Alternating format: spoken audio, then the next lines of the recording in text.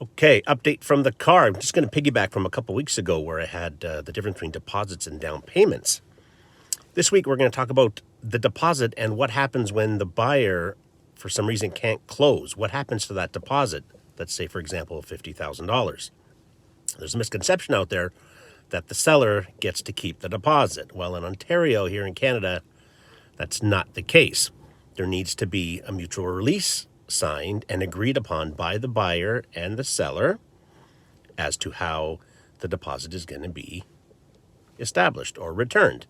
So if a buyer backs out of the deal for whatever, can't close the deal, the seller can agree to have the mutual release signed, which would release the buyer.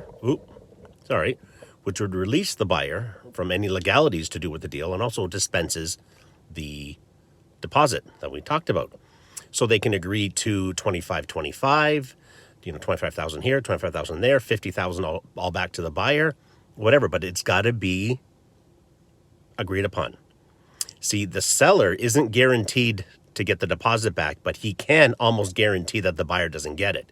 Because after 2 years, and they haven't figured it out yet, haven't signed the mutual release, and haven't sent out the deposit, well, that deposit goes to RECO, which is a Real Estate Council of Ontario, and after 2 years, it'll go to charity. So figure it out, okay?